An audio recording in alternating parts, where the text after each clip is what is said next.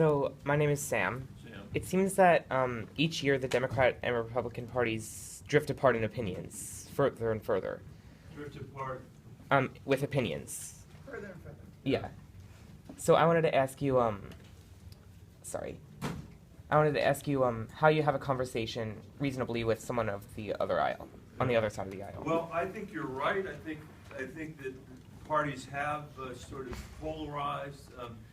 My own assessment of that is that, and I have a different view about the president than I do about more conventional Republicans. So when I think about Republicans, I'm not necessarily thinking about the president, because I don't think about, that's my view. You can obviously have your own view about it. I do think there's been a polarization in our political system, and I think there are many reasons for that, but one is lack of imagination from our political leadership. I have had no trouble working with Republicans. I'm a Democrat. At all. And in the first term that I was here, I was part of the Gang of Eight that negotiated the immigration bill here in the Senate. That was 4 Democrats and 4 Republicans. I've been reformed the Food and Drug Administration drug approval process with Richard Burr, who's a Republican from North Carolina. I helped rewrite the Elementary and Secondary School Act with Lamar Alexander, who's a Republican from Tennessee. That used to be called No Child Left Behind.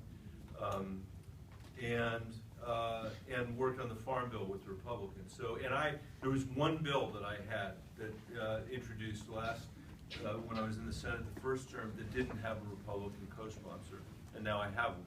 That bill was a bill that said that if you have the privilege of serving as a member of the Senate or a member of the House of Representatives, you should accept when you leave a lifetime ban from becoming a lobbyist here in the Capitol. And now I do have a Republican co-sponsor, and he's Cory Gardner from the great state of Colorado.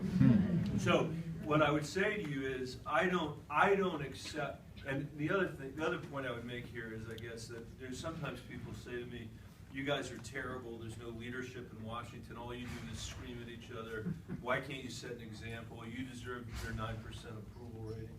By the way, I went to the floor once with a chart. I made a chart which is now in a U.S. government textbook. So my dreams have come true.